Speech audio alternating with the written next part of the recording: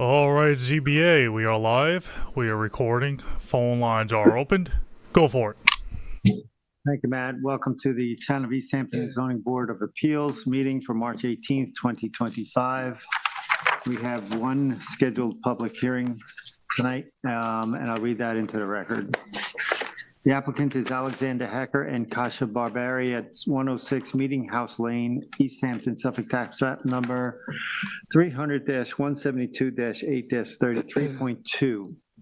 The size and location is 20,000 square feet at 106 Meeting House Lane, East Hampton. The description is to allow an as-built garage to remain within side and rear yard setbacks and outside of pyramid regulations, and to allow a patio to remain within side yard setbacks. The relief sought are 7 variances are needed for this application. 4 variances, 6.4 feet, 1.7 feet, 0.2 feet, and 0.4 feet are needed from 55-1172 of the East Hampton Town Code to allow a cupola with a weather vane and the garage to remain outside pyramid regulations from the western and northern property lines, and 3 variances of 2 feet, 1.2 feet, and 0.8 feet are needed from 55-1110 to allow the garage to remain 8 feet, 8.8 feet from the western and northern property lines where 10 foot is the minimum required, and a masonry patio to remain 14.2 feet from the southern property line where 15 feet is the minimum required, and any other relief necessary. The zoning district is B residence, X flood zone, and the secret class is type 2. And council, do we have proper affidavit of service and posting? Yes, I've reviewed the affirmation. Everything appears to be in order, and the board has jurisdiction over this hearing. Thank you. Member Mary? Yes, thank you, Mr. Chair. Good evening, everybody. This is the field report. This is the photo of the posting. It was properly visible on Meeting House Lane. I didn't take pictures like we often do of the neighborhood because everything that's really going on in this lot that's in our jurisdiction, this is a very long, narrow lot, and everything is to the back. So I'm sparing you the neighborhood shots. Anyway, next photo, please. Okay, so where I was standing now, I've just moved over a couple steps and I'm looking up this very long driveway, gravel access road that takes us all the way to the back of this property. And then there is another lot directly behind this. There's this low fence, and this screening goes all the way, almost all the way to the very rear of the property. Next slide, please. Photo. And then before I plunged back, this is just a view. I just stepped inside that fence. That's the kind of front and side part of the house that extends back. And you'll see on the survey, there's a number of decks that kind of relate to some stone patio that we'll be talking about in a bit, just to orient. Okay, next photo.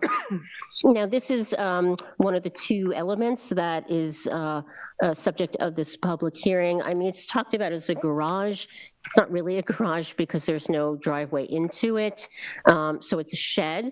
There's an official sign actually on the side door that tells us it's a man cave. So I think it's used for other things than a garage. There's no car access to it. So that's the first photo of it. Next slide.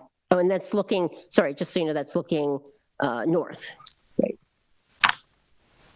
Another shot, this is just to show the garage relative to, that is the rear lot neighbor. I think that's 108 Meeting House Lane. That rear property line is the only part of the property that's not screened.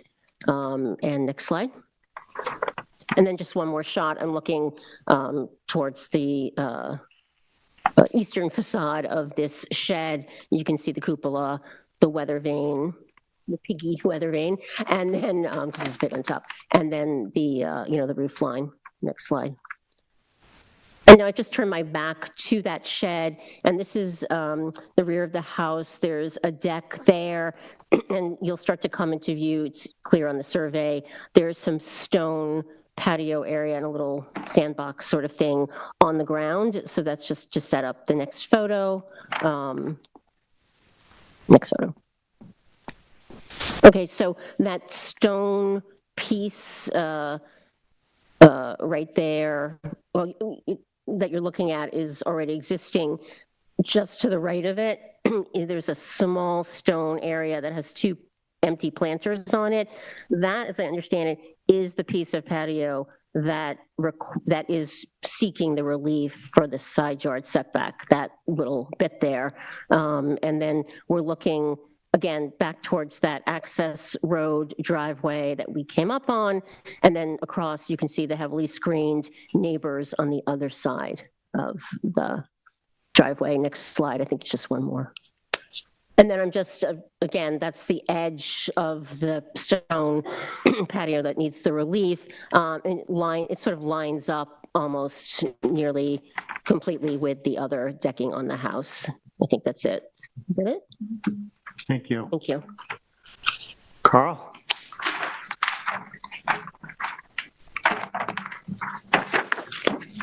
How are you, Carl?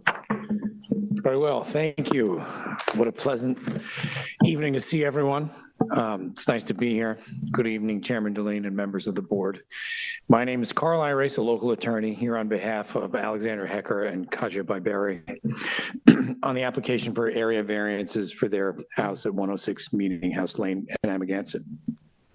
In general, I intend to rely on my written submission to support our application, and I hope the board will find that applying the factors to the standards will show that the relief requested benefits the applicants, not only in a way that outweighs the detriments to the community, but in a way that causes little or no detriment to the community, which should make that balancing test, I hope, an easy one for the board to apply. And I don't say that lightly. I realize that the relief we're requesting is minimal. In fact, some is so minimal, if it stood alone, it would have been eligible for administrative application, or some of it would have been, a building inspector could have considered it de minimis and issued a building permit or CO without any application for relief. However, here, because there are 4 variances, it was ineligible for that sort of relief. And also here, what I think the board might be considering are the cumulative impacts of 4 variances, which I'd like to discuss. I also don't want to take the small dimensions for granted. In this particular part of town, where we have very regular shaped lots laid out in an orderly manner, inches can make a difference. Especially in this particular part of town, which is well known for certain types of recent development patterns where we know that kind of the setback to setback and overmassing is a community issue. So inches certainly can make that difference. And what I submit to the board is that in this application, those inches don't cause that type of harm. You saw in the pictures, I think they're pretty illustrative. And I think this survey that you see here is busy because there are setbacks depicted on it, but the site itself isn't a particularly busy one. And I think that's what is probative here. These inches in question are not the inches that cause the type of harm that's an issue in this part of town. As you can see, this construction here doesn't cause the massing that's such a big problem on the lanes in Amagansett. And it doesn't overinflate the scale of this house that's a problem. These inches don't make the rest of the house become out of scale with the lot or out of scale with other houses in the neighborhood. And I know there are other types of out of scale houses.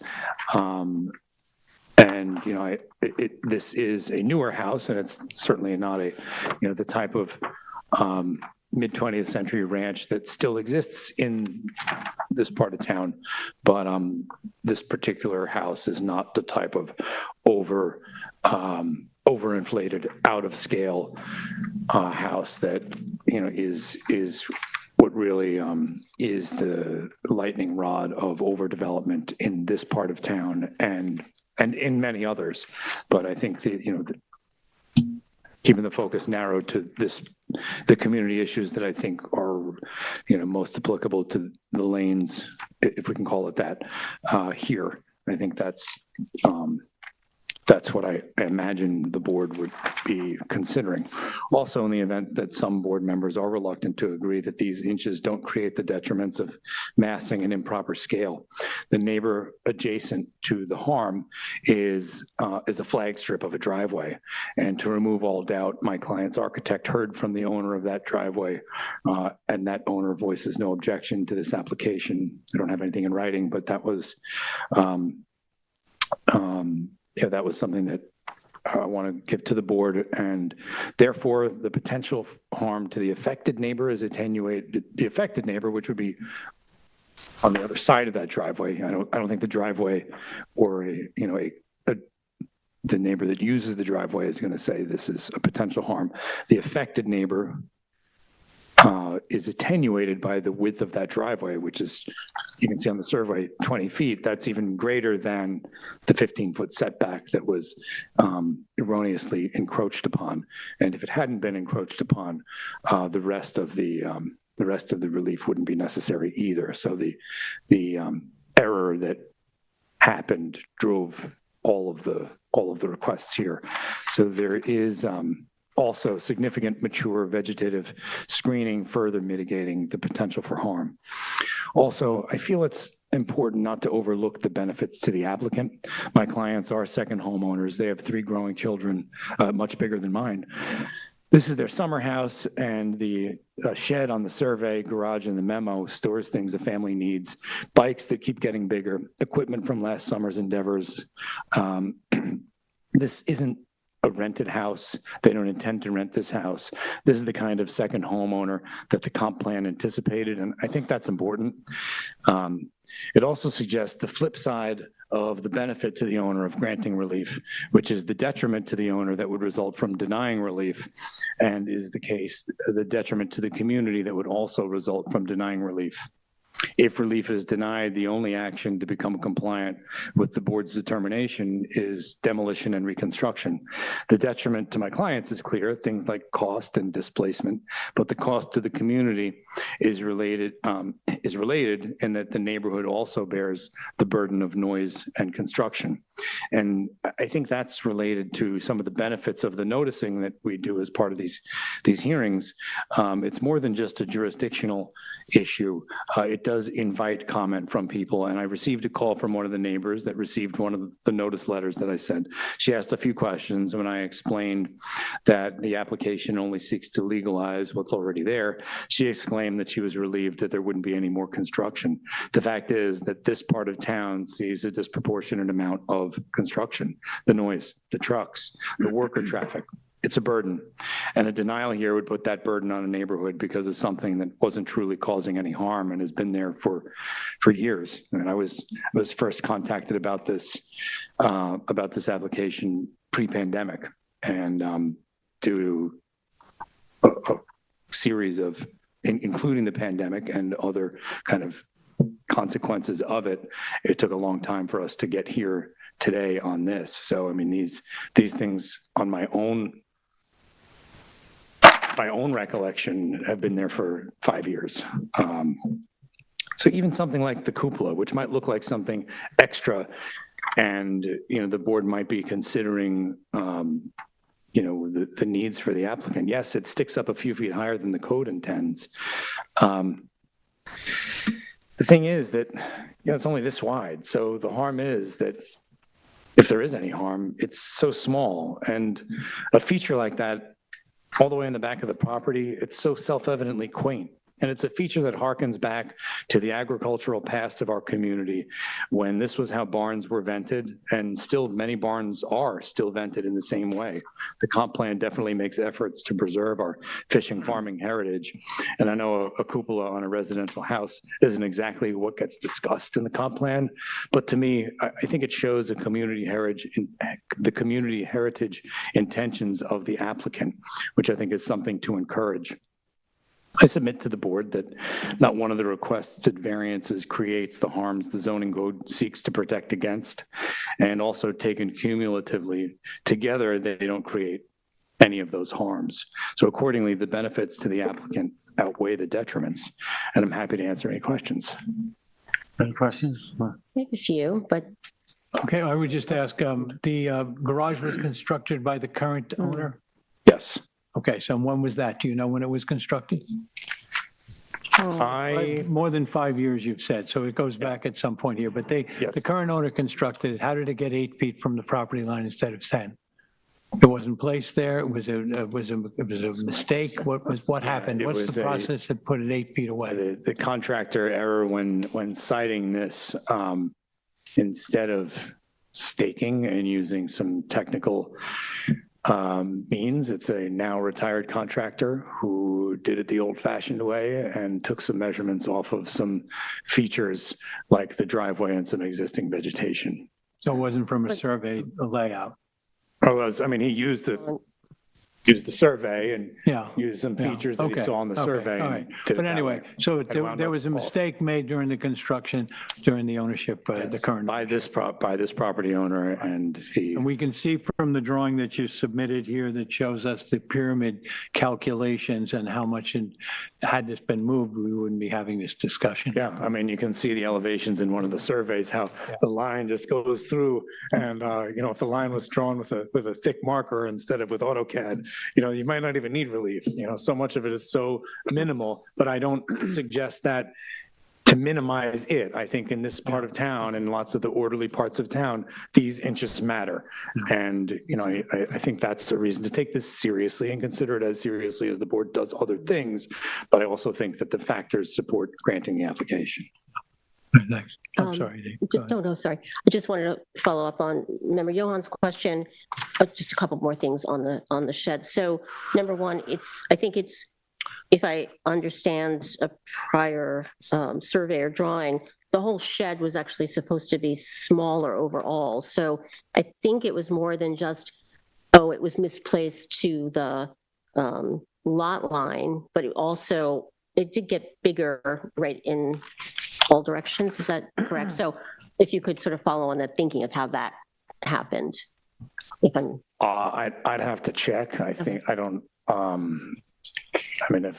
think as far as the application goes, I don't think that the square footage of the footprint would have affected, the error was the error, no matter where that wall went. I don't think that side yard wall was going to be affected by the square footage of the footprint. I think that mistake was going to happen, unfortunately, no matter how. I just, in the code, you can have a 600 square foot detached garage, but other accessory structures are generally limited, like sheds are limited to 200 square feet. And I think this is 315 square feet. So I need to. 200 square feet is for a pool house. For other. Any accessory structure. Can all be 600? Is all Even 600. sheds? That's Okay. correct. Then I stand It's an corrected. Thank accessory, you. it's an accessory Okay. building. Forgive Yeah, me. I mean, I think pool houses are That I know, restricted yeah. I so thought that sheds it were also- reduces the possibility of somebody, converting it into an accessory living quarters. And then may I also ask, I just want to turn to the side yard where the deck or the little masonry is. So obviously that's not quite making the 15-foot setback. But, when I look at the survey, you have a whole other series of decks here on the same side that are also, if I understand it, not conforming to the 15 feet. And I guess those were part of the last C of O. I was just trying to understand how all of those decks seem to be CO'd, not conforming, I think, with side yard setbacks, but now this one was flagged. I'm grateful for the planning department bringing this masonry to our attention. I don't have the answer. I am happy to incorporate the argument as to the relief for the benefit of those, but I think that those decks were part of the original, this is speculation, because I think that those decks were part of the original building permit that was granted. So if they were constructed with the benefit of a building permit and those, were constructed pursuant to that and we now recognize that they need relief. I mean, that might be the answer, but I don't We'll know. ask the planning department too, but just in general, could you just share with us again how how these two issues came to light? They went to get a CO after Okay, finishing everything, and found out upon the CO inspection that this shed garage, outbuilding, didn't meet the side and rear yard setbacks, and the other things were identified along the way, also needing relief, the height related issues, and now the patio piece. okay, thank But you. yeah, they went to get a CO and they identified that these were now not conforming, though intended to conform, but didn't. Any other questions? I have no questions. The cupola, I guess, it says in the TAM, was not part of the original plans, right? It's very quaint. Quaint. Somebody must have thought it was quaint. Or it was, and no one noticed that it exceeded height, because, the plans these days get so thick, and you can imagine how, a detail like that could have been overlooked. And, I don't think that it was any attempt to, get one past the goalie. I don't know if it was added later. I just, unfortunately, I don't have the answer to that, but we are here asking for relief. And if you've seen the photos or seen the site, it doesn't seem like it's causing much harm, but I can understand if the board is thinking, well, we don't want to have cupolas popping up all over town violating height. But maybe this is one that the board, based on the facts at hand, would consider granting. We're at your mercy. Thank you. Should we hear from the planning department? Yes, thank you. Morgan? Thank you, Carl. Good evening, Board. Morgan Slater for the Planning Department.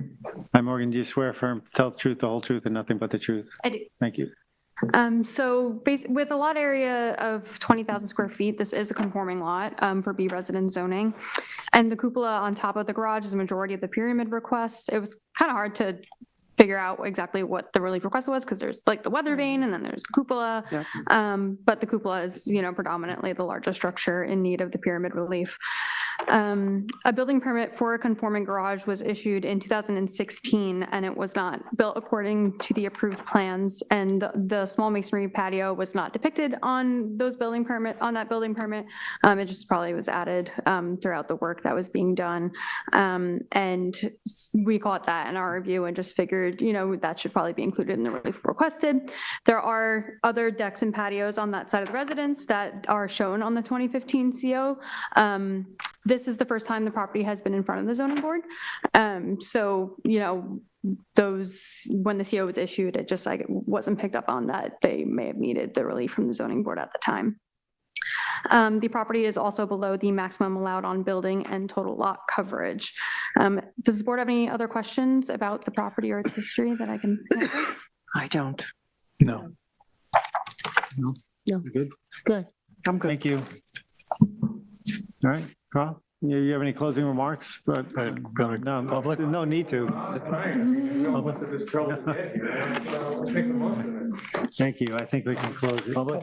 Oh, is there anybody in the public that would, thank you. Anybody in the public? There's nobody here. Matt, anybody in the line? You have 0 calls on the line. Thank you. All right. Close it out? Okay. Thank you. So in the matter of Alexander Hecker and Katja Barberi, 106 Meeting House Lane, East Hampton, Suffolk County Tax Map 300-172-8-33.2, I make a motion to close the public hearing and the record. Second. Concur. I concur. I concur. Thank you. Thank you, Carl. Next, we have post-hearing decisions. We have 10 Homestead LLC at 10 Homestead Lane in Springs, Suffolk Tax Map number 300-24-5-28. Size and location is 15,000 square feet at 10 Homestead Lane in Clearwater Beach, Section 1, map number 2715, filed June 4th, 1957 in Springs. The description is to allow an as-built deck to remain 11.7 feet from the side yard property line where 15 feet is required. Relief sought is one variance of 3.4 feet from 255-1110 of the East Hampton Town Code. Is required to allow the existing deck to remain 11.7 feet from the side yard lot line where a 15-foot setback is required. The zoning district is B residence, Zone X flood zone, and the secret class is type 2.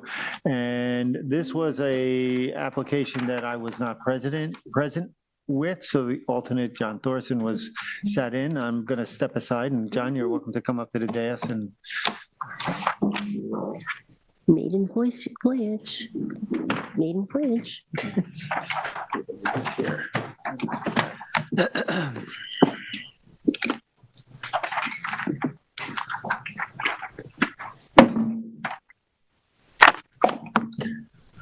So I will begin. Welcome, John. Thank you. This public hearing was held on February 25th, 2025. Lori Wiltshire from Land Planning Services appeared on behalf of the applicant and gave background history as to how this happened. The survey was prepared by Gary Benz and is dated 10/23/20. Building plans were prepared by Vestige Design Studio dated 9/20/2022. There were no callers. The applicant, Mr. David McNally, spoke on behalf of the application. The public hearing and the record were closed. Member John Thorson Jr. acted as the ZBA alternate member for the application due to Chairman Delene's absence. This project was issued a building permit, and the building permit submitted and stamped by the building department showed the as-built deck 11.7 feet from the side yard where 15 feet is required.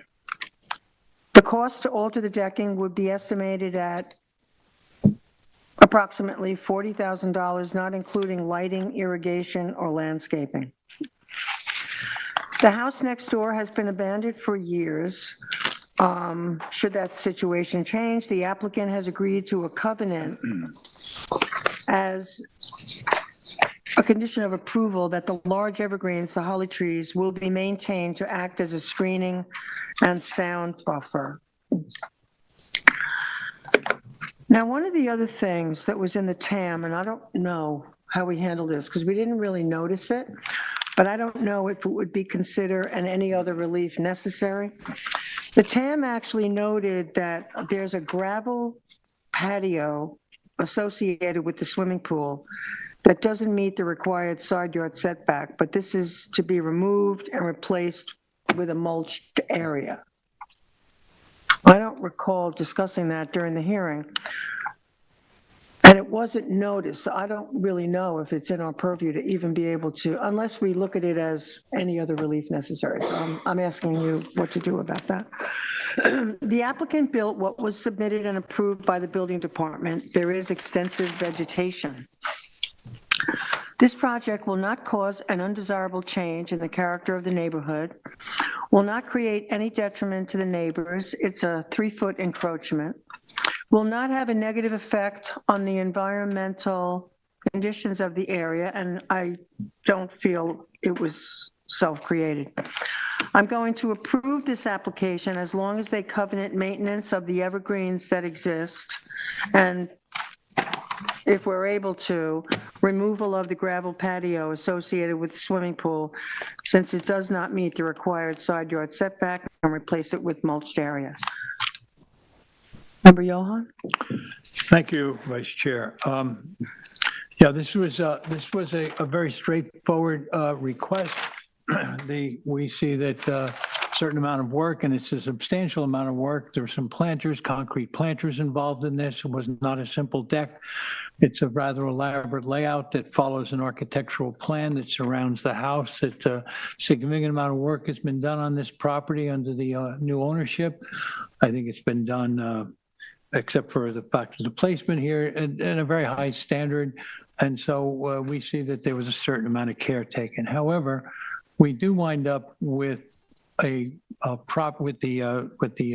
construction within 3.4 feet of needing a variation because it's within 3.4 feet of the setback. I agree largely with what the vice chair has said, and that is that, a building permit was issued here. I think that in good faith, they moved forward and they built this construction as it goes. On the other hand, I do want to cite the letter that we did receive from Thomas Anisco. I think, yeah, Thomas Anisco. And I think he makes some very valid and good points. And among those is that when we take a look at these properties like this and we ask ourselves what we are approving or not approving, we are allowing them in perpetuity. And in perpetuity, whether or not there's an empty house next door, there will be a client or maybe a future owner. Is that owner's rights to privacy being impinged upon by us allowing for this deck to move forward? The whole reason for the setbacks is not just over strictly environmental concerns or setbacks merely to say we wanted a certain distance. It's over noise and activity. How will this affect the neighbor nearest them? I think those things should be taken seriously, and I commend the writer of the letter for putting something together that I think was very confident and very much to the point. However, I keep coming back to the same thing that was mentioned by the vice chair, and that is that this individual, the applicant, moved forward with an approved or was issued a building permit which located this patio where it was constructed. There is the factor that it was also moved a little further I guess that's to the south. It was extended out a little further to the south. And by doing that, we're increasing the nonconformity, even if we were to accept that where it was placed. I think that is another factor. What I'm saying here is I think that this is something that on the surface seems fairly straightforward, but we do have to consider what are we doing relative to the lot adjacent to it. Having considered that, I still come back and have to rely on the fact that if I'm this applicant, I wouldn't burden this applicant with removing what's in place. He had the comment about the expense, which was in the realm of $40,000 plus some other expenses would be associated with it after he had been issued a building permit by the town. If the town has made the mistake, I think the burden is on us and not on the applicant. I'm not crazy about approving these encroachments on sideline property lines because they do go on for the history of the property and in the future. But in this circumstance, and I think every circumstance is different, having the history, legal history that related to the building permit, I'm also going to agree with the vice chair and I'm going to approve this application. Member Thorson? Hi, I'd like to explain my decision by going through the Zoning Board of Appeals standards as per Town Code 255-8-50. The first of which asks whether the grant of the variance will cause an undesirable change in the character of the neighborhood or will create a detriment to nearby properties. I think so. Having a deck within the side yard setback may cause visual and noise disturbance to the western neighbor who shares the property line where the variance is being sought. Some of the purposes of the side yard setback are to ensure privacy, that says per 255-11-71, and quiet enjoyment, 255-1-11 of the neighbor. 255-1-11 states that this chapter is adopted for the purpose of promoting the health, safety, and general welfare of the people of the town of East Hampton by regulating the use of lots and lands and the dimensions, locations, and uses of buildings and structures throughout the town. I'm going to skip ahead. In order to achieve the following related specific objectives. From N2 of 255-1-11 to ensure adequate light, air, and in particular of relevancy here is peace and convenience of access for all properties. And the next paragraph states to avoid and remedy the creation of conditions impinging upon the quiet enjoyment and use of property. 255-11-71 states that in order to avoid undue crowding and the loss of open space, vegetated areas, rural community character, and privacy, the dimensional tables of 255-11-10 establish required setbacks for all building and structures on lots. It's 255-11-10 that we're here considering. The granting of the requested variance can adversely affect the western neighbor. That this property has been characterized by the applicant as a zombie house serves to illustrate the fact that it's currently being unoccupied is a temporary condition. It is conceivable that 10 Homestead's deck intruding into the required side yard setback can adversely affect its current and future property value, and I'm referring to the western neighbor there. The owner of 10 Homestead Lane has planted a holly hedge along the western property line, which serves as an effective visual barrier. However, there is no guarantee of its permanence, especially if the current owner of 10 Homestead sells the property. It is easy to imagine that a neighbor's deck being 3.3 feet closer than it is supposed to be can affect the western neighbor's quiet enjoyment of their property, its value, and future privacy. Secondly, whether the benefit sought by the applicant can be achieved by some method feasible for the applicant to pursue other than an area variance. And the answer there, I believe, is yes.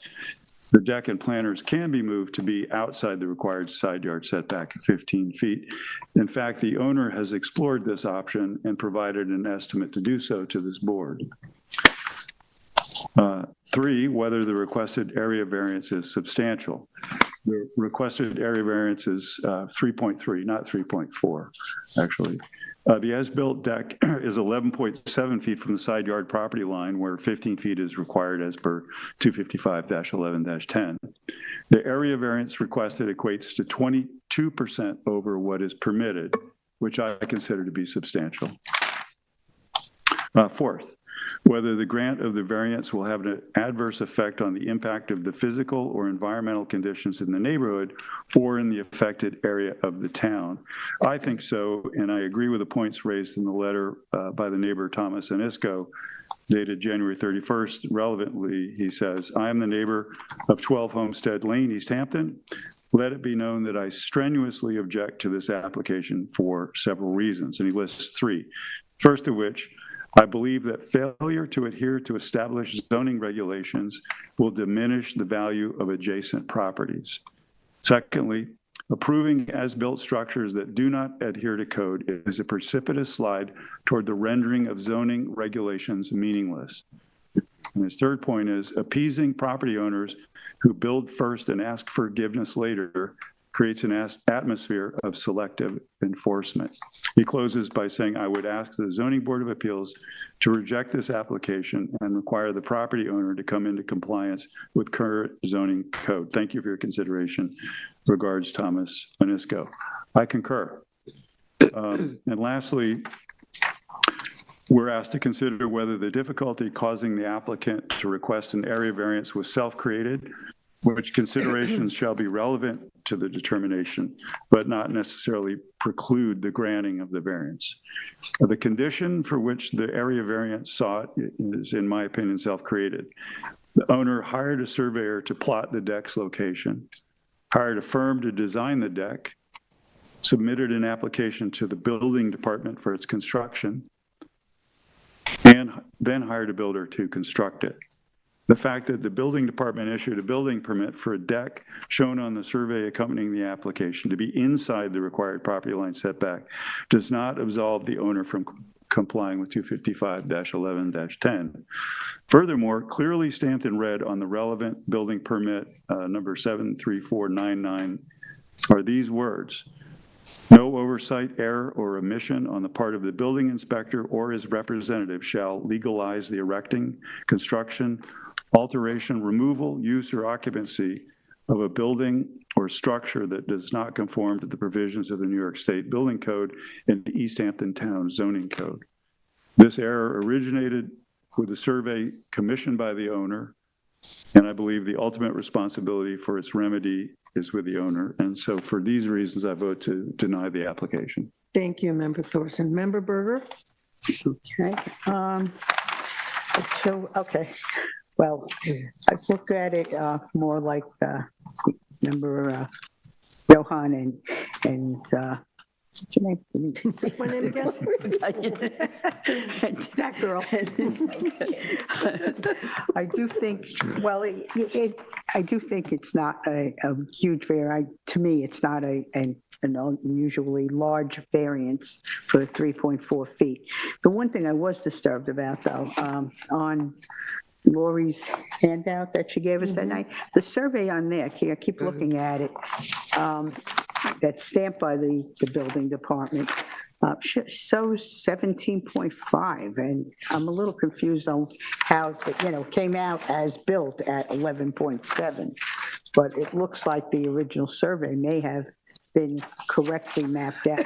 But regardless, it did come out to a 3.4 variance that I do not find substantial. Is it self-created? I guess almost everything is self-created in terms of, whether it's a contractor error. The applicant did present a very costly remedy of redoing it, came to just under $40,000 because of all the concrete and the patio and the planters. I don't think, it has a lot of hollies along the side, so I think that is a factor that's not going to disturb properties in the neighborhood immediately next to it, but regardless of the condition of that house. And I believe they did agree to covenant that those hollies would remain. She said, as long as they live, but they're going to have to put in new ones. No, if those don't the live. wording has to be maintained. But If they live. so I am going to approve this application. But I think Mr. Dawson did an excellent analysis. He did. Member Mehring? Thank you, Vice Chair. So I just want to say for the record in general that I take side yard setbacks I think they're very important. I think they're a very important part of our code because, the whole point of them is to minimize disturbance to neighbors. This is not a pool deck per se, but it's, in the general area. And so I really do like to hold the line on side yard and rear yard setbacks and front yard. However, in this, and I do actually think it is substantial because, it's 22%, but again, when you're talking about being that close and, this neighborhood, this is a 15,000 square foot lot, which is not tremendously substandard, but still, it's substandard to the zoning area. So I don't take this lightly. Yet there is, and I know that the red stamp says that even if something is stamped and approved, it doesn't mean that it will always be legal if there's a mistake. However, the building department issued a building permit that appeared to be in error. And, holly trees, the visual screening is nice. Really don't believe that trees screen noise disturbance. So it's great that they'll covenant it. And actually, I know a variance runs with the land. Does that covenant for screening run with the land? Yeah, also, okay. But all in, not what appeared to be a building department error is the unique thing in this circumstance or in this application. And so reflecting that, I will approve the variance as requested. I'd just like to add one thing, if I could, and that is that I'm agreeing with what the other board members have said. I did not say it. Without the covenant, I wouldn't have approved this. The covenant was key. And the fact that it was a 12-foot hedge and we're going to covenant that something similar or that exact thing remains is a factor that would sway my final decision. I did mention it when I was saying it, but I agree with my fellow board members who have pointed it out. And we didn't mention the gravel, though, as we were trying. So know. they say it's going to be removed, so Well, should we make why that a would we condition? stop it So from, why would we stop it from If it being can be removed? categorized as, the way we word our decisions, any other It's a condition. Required. I don't recall it Condition that it coming up. will be removed, Yeah. right? I mean, on the survey, they So say this it will is be to I don't remember if it came up during the. Yeah, and it shows it on the survey too, they say. If, I just want to make sure I'm understanding, Denise, you just said it, so if your concern is just to make sure that they're removing it.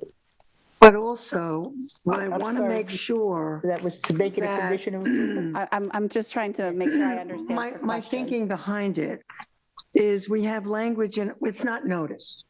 So we have language in our notice that says, and any other relief necessary.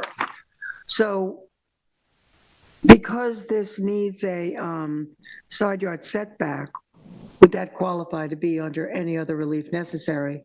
And we could put that in our decision. I don't think the mulch needs a setback. It doesn't. So what do they mean? Removal doesn't need any relief, and in the replacement of it with mulch does not need relief. And because it's not an NRSP, you don't need Right. permission to remove something either. So I'm So gonna they're saying the gravel patio associated with the swimming pool Mhm. is what doesn't meet the required side yard. And it just adds, they'll remove it and put mulched area. Yeah, But so- really, the issue is the gravel patio not meeting the side yard setback. It's in the town. It's just something I saw when I was doing my But it says it's deliberation. going to be removed. So they're not asking for relief. I to mean, maybe legalize it's it. already been agreed to. I don't know. Okay. I will make sure that at the very least that it's noted that as a condition of approval, they have to remove that, right? It's on the survey, so we know that they're planning on that. Right. I will Yeah. also, just confirm with the building department, although that's what I got up earlier to ask Morgan. Mulch in that location does not require variance as far as I know. But that's, because it's more landscaping, but I'll just double check with Joe. But Okay. either way, like you said, since we noticed it for any other relief necessary, if we have to work something in, I'll let you know. Okay, good. Thank you. Thank you. Thank you, council. I know, but we didn't Good job. put it here. Yes. Yeah.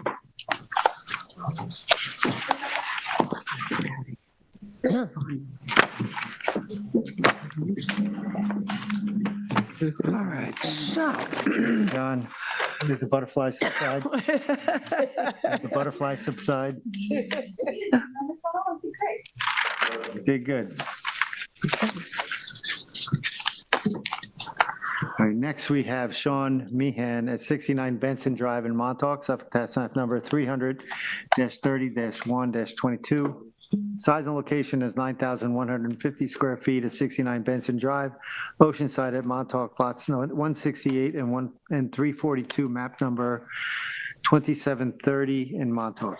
The description is to allow the removal of decking, patio, and driveway, as well as the reconstruction and new construction of decking and a revegetation of approximately 804 square feet on a parcel of land within jurisdiction and setbacks of freshwater wetlands. The relief sought is a natural resources special permit pursuant to 255-420 of the East Hampton Town. And one variance is required for this application. One variance of 76.7 feet is required from 255-430 of the Town Code in order to allow the construction of new decking 23.3 feet from freshwater wetlands where 100-foot setback is required and any other relief necessary. The zoning district is B residence, AE flood zone, elevation 9, and the secret class is type 2. And Who was this this? was, this is Jerry, you want to? Okay, this hearing was held on February 4th of 2025. The agent was Brian Locascio from the Adam Miller Group. The survey that we had was dated March, can't read my own writing, 19th, 2024, which we received and stamped at 3/28/24. We did also receive a re-veg plan on 4/15 of 24, which we received on 4/26. And I think that's it for documentation at this point. This one was a very messy, for me, a messy application. If you look at the survey that we received, they did submit a color-coded survey that's up there, and there was a C of O for the house, that there was in 2015, 2016. As time went on, there were portions of the kind of flesh color in there, that orangey, were things that were on the original C of O, and then over time, with the new owners, actually before the new owners initially, some of those items were removed, the stone walkway, and things were replaced around the house on the other side. So you can see the stuff that was removed in that orangey color. And then later on, they had the shower on the north side, the wood deck that was there, and the blue areas were areas that were added to since this 2016 survey. And then on the green areas that are showing is where the proposed revegetation is, that shows up on the re-veg plan also. The variance needed for this is it's huge, 76.7 feet for the deck on the corner, the first story deck here on the corner toward the wetlands. It's 23.3 feet from the wetland, so it incurs a 76.7 foot variance. There was some decking previously, but this deck now, as being constructed, is actually closer to the wetlands and increases the variance required. I find that this is, as far as the character of the neighborhood, the wetlands, actually, it's a town-owned property that is right next door on the eastern side. The likelihood of what my concern is on that is that the natural resource, I don't know that it's awfully close to the wetlands, and I don't think that it will actually protect a lot of runoff. And I know they're adding a re-veg, which is an improvement to the environment, but I think that this footage on here, as it is, we did have a discussion with the agent, possibly cutting it back. And I think there was, I don't know if Tyler saved it, but at the hearing, he noted off a notation if the first floor deck were to be cut back and made flush with the side of the house where it apparently originally was, or some sort of a deck was, that it would increase that setback somewhat. And however, Mr. Locascio, in a subsequent document that we received after the hearing on February 11th of 2025, he states that they're not going to move the deck back. They feel like keeping it will not have any negative environmental impact or effect to the wetlands. And that the deck serves as storage, but I believe in our discussion at the hearing, they were still going to have some space for storage underneath the deck.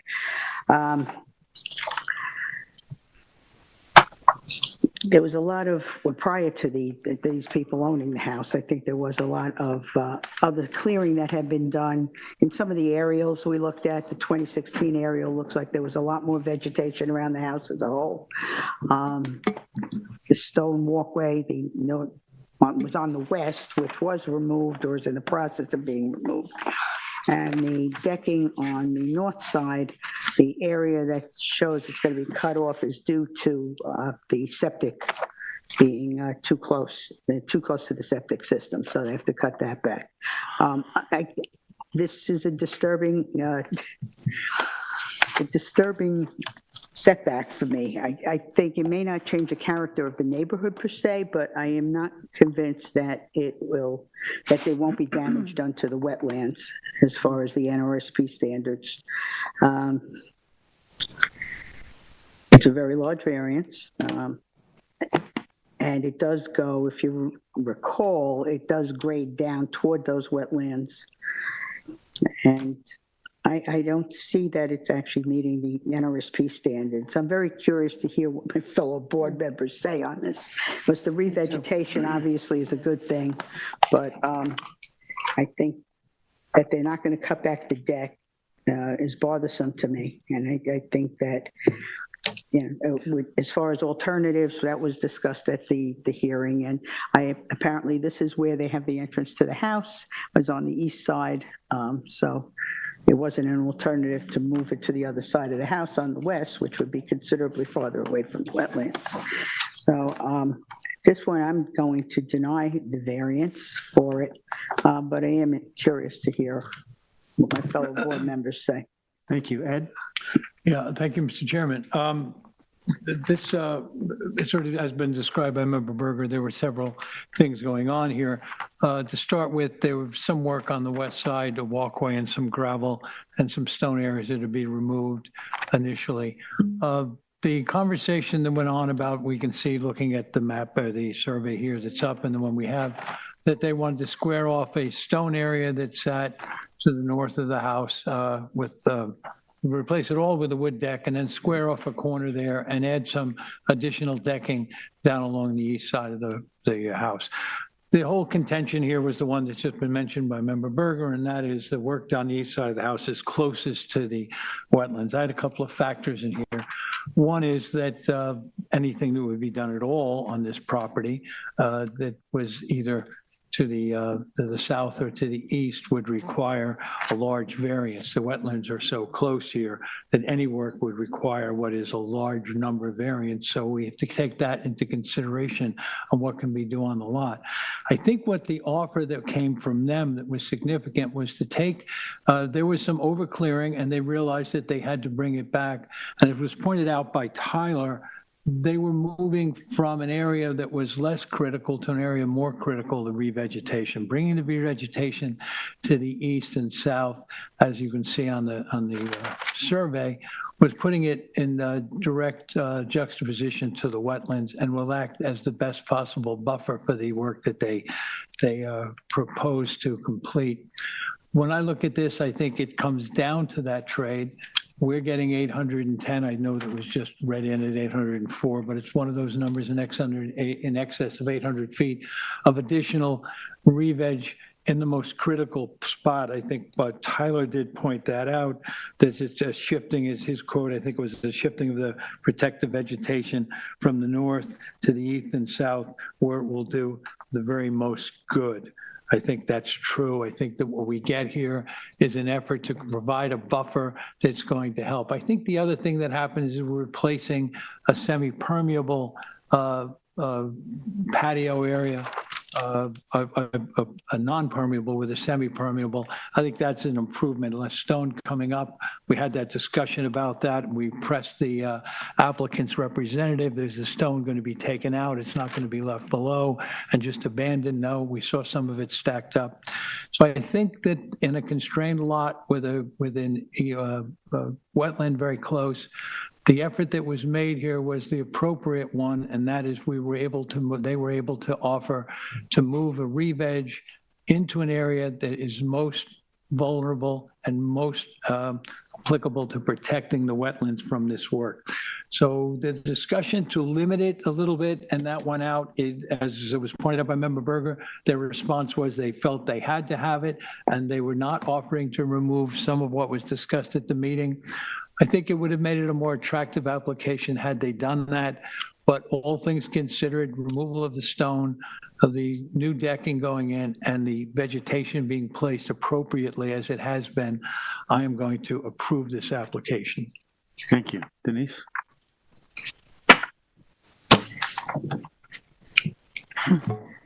Well, the issues for me, reasonable alternatives were discussed at the public hearing, and in a letter dated February 11th from the Adam Miller Group, they did not take into consideration any of the alternatives that were requested and discussed at the public hearing. This request is very close proximity to wetlands, which are extensive. This is a very large variance, and there's a very complex drainage system in ditch plains. The new decking being proposed is actually closer to the wetland than the existing deck, making this an increase in semi-permeable surfaces in very close proximity to the wetlands. And the question becomes, do we look favorably on this application when there are reasonable alternatives suggested in the technical analysis memo prepared by Tyler Borsak? This is a very extensive wetland system where water flows east and north and ends up discharging into Lake Montauk. I feel the mitigation being offered is very weak. The overall total lot coverage is going to lower by 20 square feet and a reduction of clearing by 136 square feet. And I really feel when you consider a 76.7-foot variance request, not to be substantial, on a site that is very small. This entire property is within the jurisdiction of wetlands. It's 9,150 square feet and has significant environmental concerns due to the existing wetland system and a complex drainage system that is, this is a cause for me for alarm. In my mind, this mindset, this is actually contradictory to the purposes of zoning. Alternatives have been offered which would not meet better setbacks to protect the natural features on the site. The entire property is within jurisdiction of wetlands, but I want to go further into the standards. Whether the grant of the variance will cause an undesirable change in the character of the neighborhood or create a detriment to nearby properties. These are very extensive wetlands and part of a very complex drainage system that exists in ditch plains. Whether the benefits sought by the applicant can be achieved by some other method. Yes, there were alternatives offered and the applicant has chosen not to go forward with those. Whether the requested area variance is substantial, I don't think anybody would question that. Whether the grant of the variance will have an adverse impact on the physical or environmental conditions. Well, we have surface waters that flow east and west and discharge into Lake Montauk. And if this is jeopardized, this environmental protection is jeopardized, it can affect the community in general. Now going down to 255-551, alternative reasonable uses of the property are determined not to exist. They do exist, and they were suggested, and they were not looked upon favorably by the applicant. Environmental protection.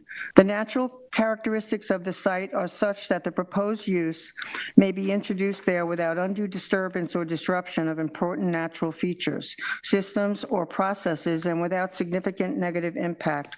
Well, there are surface waters that flow east and west, ending up discharging into Lake Montauk. So for these reasons, I do not feel this meets the standard for a grant, and I'm denying the application. Thank you. Thank you. I'm also going to go through the standards, even though my fellow board members have also done it. I think it's important to,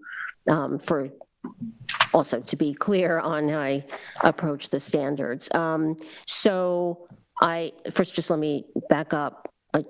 I believe we went through it clearly, and this color coding was helpful to us on the survey, that anything that is in blue, well, there's a section, if you go to the rear deck, right, there's white, and then there's blue. And I think we determined that anything that was in white was stone that was being replaced by semi-permeable, but everything in blue is new and added and is not replacing something that was already there. And with respect to that first story deck, I mean, the part of it that's closest to the wetlands, which is how it's noticed, is 23.3 feet, but it's not on the survey, but I think that there's much more of that patio being installed that is also not meeting the 100-foot setback. So, the impact on the wetlands could be even more than what is a very substantial request for a variance. I don't think there's any way to look at it as not substantial, although I did note in the Anna Miller letter, they are making the case they see it as not substantial. And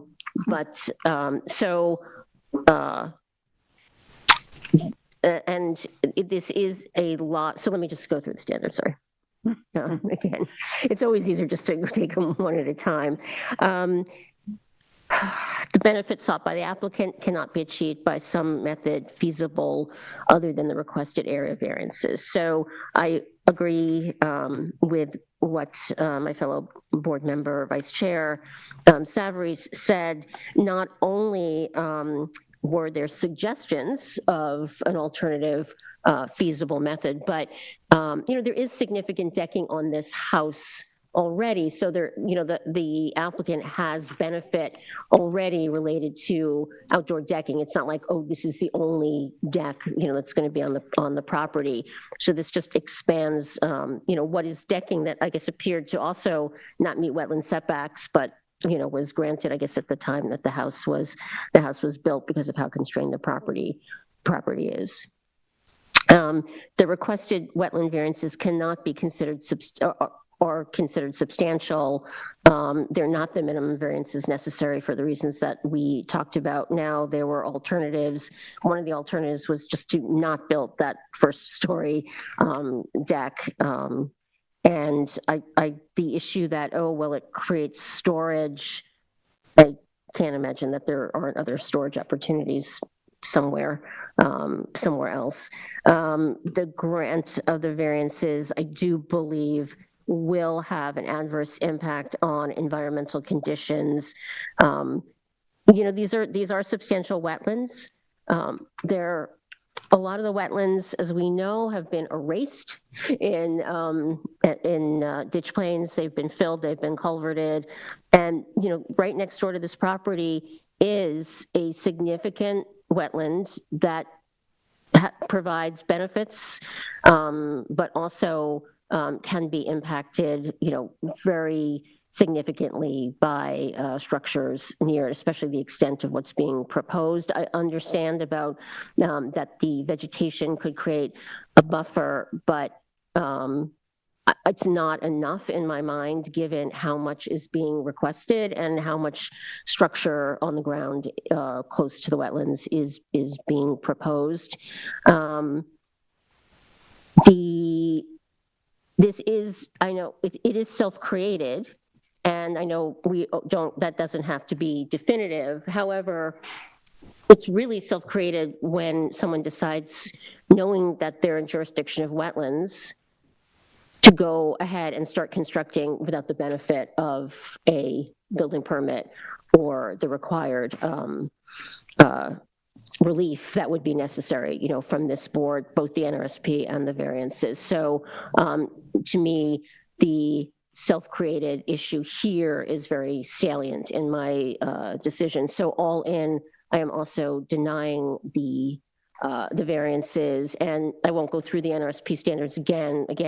Vice Chair Savaris went through them, and I would state them very similar to how she went through them. So I'm also denying the natural resources special permit. Thank you. For me, this is where kind of one of those applications where the rubber hits the road when it comes to the balancing test.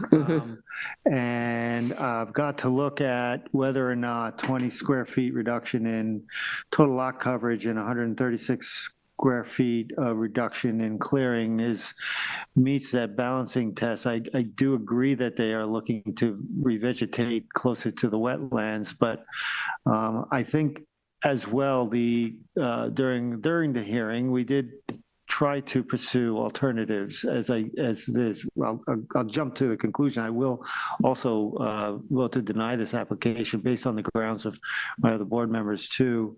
I don't think that this application and its mitigation approach does rise to the level for the request that they're asking in mitigation when it comes to structures so close to the wetlands and protection of the wetlands.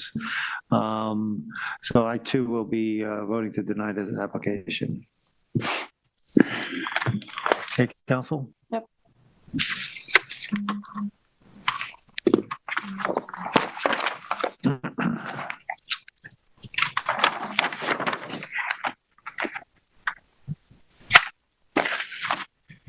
All right, we go into other decisions. We have 80 Firestone Road LLC at 80 Firestone Road in Montauk, Suffolk Tax Map number 300-17-1-5.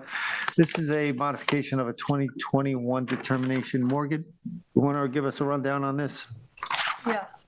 Let me just share the screen.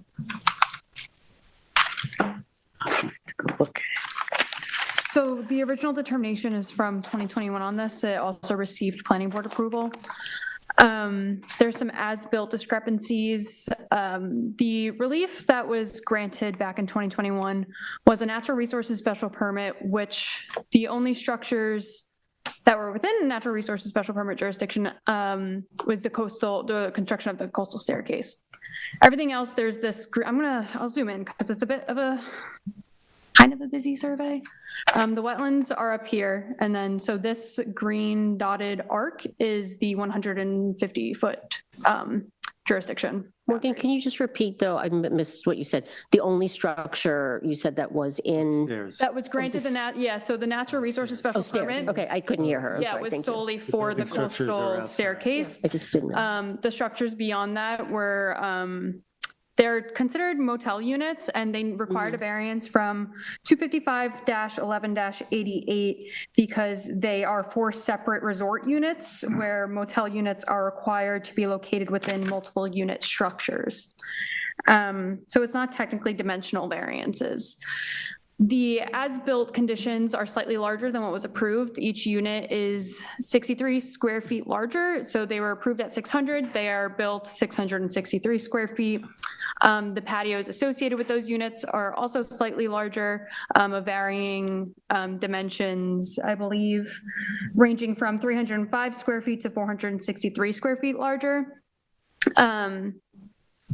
This has already been in front of the planning board for modification, and the planning board was okay with it.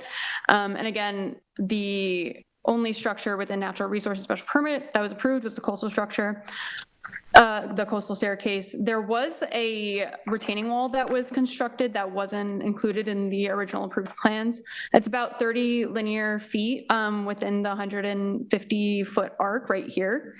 It's just within, and the staircase is the orientation is slightly different than the approval, but it appears to meet the town code specifications for a coastal structure. I think there's just a bit of a difference in where the landings are. And I believe it's in total 2 feet longer than what was approved.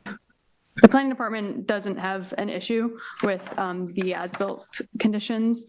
And if you guys have any other questions, there's a bit of a history, so I'll do my best to answer. Do you have any questions? So what's in front of us? Not the additional square footage per unit? So the modification, it is technically, I mean, it's just because it doesn't match the approved plans. Right. Exactly. But it's not within How did they get jurisdiction of the made setback. It is not within jurisdiction of a setback, but there was still a variance granted for the units because of the motel use situation. And reference to this wall, and now it's extending that 30-some feet, you said. What is the purpose of the wall? It's a retaining wall for fill? I'm not sure what the purpose is of the retaining wall. I imagine aesthetics. There's substantial vegetation all around the property. Let's see if I did include an aerial where you can kind of get a good idea of the revegetation right now. This was just a minute. So what did they add that made it that much larger? I don't know exactly what they added. I believe it's just overall living They just decided space, to make just it living bigger. Space, Make just, everything yeah, like so, 2% bigger. dimensionally just longer. This is basically the all revegetated all up in here. This lawn was in the approved revegetation plan. So I think the retaining, you can cut, oh, also these lines are not really geo-referenced correctly. So the retaining wall that we're talking about is actually right here. So it looks like it's holding back, it's holding some of the revegetation and the plantings. Not Yeah, related. there was a big grade change on that property, if you Yeah. recall, yeah, over big there. great Yeah. chance, yeah. Well, this was an involved application when we Yeah, and they This was the coastline They one. weren't, it was my understanding, the cottages weren't, the original cottages, that these were not going to be that much bigger. These look a lot bigger. Well, all four of them are 60-foot larger, so it's a similar mistake or a similar addition, not a mistake. No, it wasn't a mistake. Well, there could have been a reason for it, we don't know, I but. don't know the reason, yeah. But, I mean, it would be helpful I mean, does to it know, affect but, the environment? That's really what we should be looking at. Right, there are no variances requested Right, for yeah. these buildings. They're outside of jurisdiction. The CEHA boundary has been established, which is important. Yeah, the CHA, Coastal, right? What's the concern with the It's CHA, deck? yeah, it's this gray, China right here. deck. yep, So they're Stair. landward of Stairs. CHA. It's Is a it because slightly of the different width? orientation and right, 2 feet longer. which could have been a topography thing too. right. These are the footprint comparisons that the applicant provided. The red was the proposed. Right. But my main question would be whether or not the planning department has an objection to that wall, because the wall was not part of the original proposal. And we did spend a lot of time on this when it was in front of us, because it was a contentious application within the community. And the approvals that we granted at the time were carefully sought out, carefully thought out. So if that wall makes sense to the planning department, it would make a difference in my approach to what we're being asked to approve. If it's not a factor environmentally in the minds of the planning department, then I'm going to be all right with this. I agree. The planning department doesn't object to the retaining wall within the 150 feet. I mean, I find it very concerning that you have 4 cottages that were built bigger and the decks were built bigger, but it's not in jurisdiction, right? It's not, they weren't in NRSP jurisdiction, Correct. right? So, and they don't need a variance. And so as bothered as I am by this and, don't like it, I don't know that I have any sort of basis or jurisdiction to not approve the modification. Right. So, Yeah. That makes Yeah. sense. There's no basis for denial. I'm not so bothered by the expansion because it happens all the time and the building department deals with this all the time. As long as it is dealt with in the C of O process and it's dealt with that way all the time and things happening on the field. So I don't think it's a punitive action. I think this is a administrative action that's dealt through the building department, and that's simply all that is. The planning board has already opined on it, which I'm okay with. But Yeah, I am too. Yeah, I'm all right I'm with it. okay with it. okay. So there's no motion. We would make the motion when we have the resolution amending determination. Okay. anybody else? No. Do I have to I know this is just a vote to reopen, but I'm recused from this. Do I have to step off? No, No? no, we can go to vote. I'll just recuse, yeah. Ed, you want to make a motion? On this one here, what we just did? Make a motion to accept the modification. Okay. Oh, I'm sorry. No, we don't need. No, we don't need to do I that. just said we didn't. No, I'm talking about, Write it up. You should I'm write sorry. it up first. Write it up. What? Process. To do it, yeah. Reluctantly. but yes. You don't have to step out for this. I mean, this is a. no, you're just voting to, I'm just going Open and close. to, I'm recused, so. Next is Devon Yacht Club, 300 Abraham's Landing Road, Amagansett, Suffolk Tax Map Number 300-127-3-16 and 17.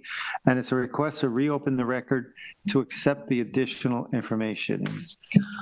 And board members, if you recall, there was a request, we've already had a conversation about it, to open this record to accept the to accept the information. The record will be closed after this, and then we will enter a discussion on the 25th for alternate member John Thorson to weigh in, and we also have that ability to have a discussion based on the new evidence. So The discussion on the 25th is going to be the planning department, right? no, Planner it coming will. in, because they were not at the other meeting. We'll ask them, but I don't believe so. I think it's our discussion on I thought it was. recommendation, our recommendations. We for the received a big planning board. document, I receive know, the but I thought the submission. planner was going to come in to discuss what we received. Well, I don't think that's the intent, so, but let's find out because I'd like that to be. we, Council? Yeah, sorry, I wasn't listening, I was asking him. Probably the same question you guys were just discussing. so the question is, the record being open and closed, the next process, my understanding that we, on the 25th, the board will discuss it for the purposes of finalizing its recommendation to the planning board. Is that correct? I thought the planner was going to be in attendance, one of the planners, to discuss, because they weren't at that other discussion we had, and there was no planner there. And then you got the planners We involved to have, give us the we have her document. written comments on it, and I think that's what it was Yeah, we agreed always with have by the written board. comments, but they attend too. I think that was agreed with by the board to accept that. Did a planner tell you they were coming? They didn't tell me that, so I based my. I thought that was the issue the last time, because there was no planner in attendance to. That From, possibly could have been one of the let's issues. put it, is it the planning department's position that what was just submitted is adequate to respond to the additional information that was requested? Yeah, definitely, yes. Okay. I'm not gonna, conclude anything for them, but I know that Lisa's intention, the planner, Lisa LaCour's intention in that report was to respond to the additional information That's right. that had come to light after the last discussion. So But didn't her note also say, a previous note, not say that she threw a date out that she could be in attendance, and then that date fell by? It was an earlier email, I thought. Sound familiar? maybe indicated that she was available, yes, but So I guess I took that to mean a planner was going to be there. so here's a different question. If there are board members that still have questions for a planner, Right. you need to ask them if so we can have that happen. I think that the impression of the planner and the director of the planning department after watching the last discussion was more that they wanted to address that additional file that had not been fully incorporated into the prior scam, and then give the alternate the opportunity to be included as a fifth member. But I'm not sure that they assumed that there was still going to be more questions than that before. I took it that Lisa LaGuerre's response was a reaction to our questions that were at the last time we discussed Devon. So I took that as her presentation.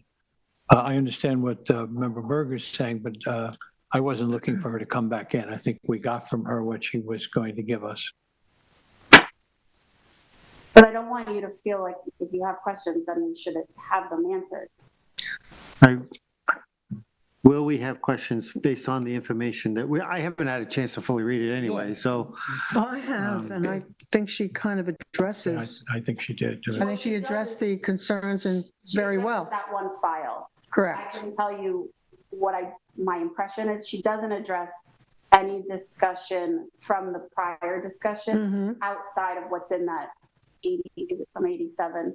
87. That specific variance approval of the additional 2 tennis courts. There is some drainage discussion, there's an EIS, but that's all that And one standalone. she even addressed the concerns in the previous discussion in her response. But anything that was raised like in the discussion outside of that old file is not also tied up.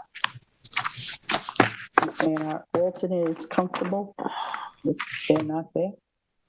If he's not, Yes, Our alternate. yes, he's aware of that.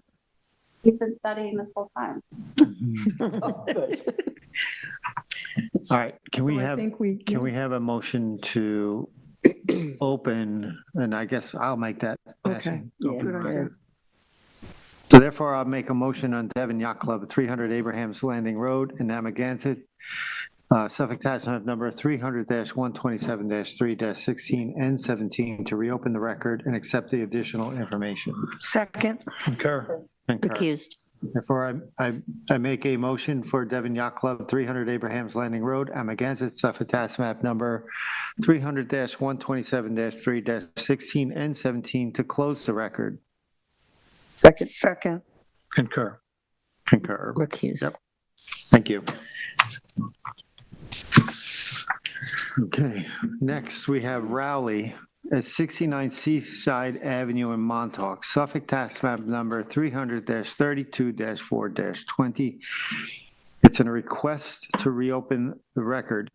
Council, could you just kind of fill in the board why this is being requested post our making a decision? Yes, just give me a second so that I don't get it wrong. As the board recalls, we recently had the hearing, then had the post hearing. Then, in a shocking turn of events, I actually drafted the determination quite quickly. We're proud of you. Wow. Joel said, please hold off because I want to ask the board something. And I said, I can't believe it, but I already did it. But basically, so this has happened a handful of times. The board recalls it's unusual, but it is allowed for an applicant to make this request of the board. In this case, it is, please hold off on adopting the resolution that I drafted for you all that incorporated your denial of this 129 square foot deck. So your vote is obviously not official yet until that's adopted. So he's approached you in the interim to see if you would, sort of similar to the last request, consider a motion to reopen the record. In this case, it would be reopening the record to submit this letter and an attached re-veg sketch. So basically offering more mitigation. After the hearing has been closed, you've already deliberated. So he's making that request.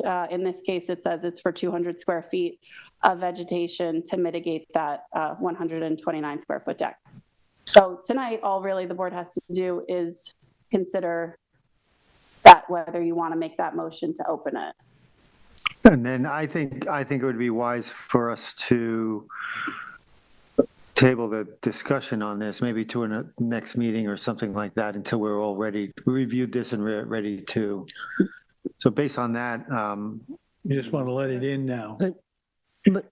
do we have a I know, motion? his alternative was that he was withdrawing it. I don't, for the purposes though, we cannot discuss this until we open and close the record and That's accept it. So Right. please But we've already refrain been from told, discussing right, it. So I think we should have a motion to open the record. Okay.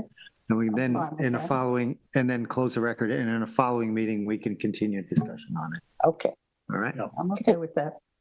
Yes. I mean, just if I may, I mean, I approved the application, so, but procedurally, I am not I mean, an applicant comes before the board, they're supposed to present their best shot. Obviously, there was pushback during the public hearing and concerns.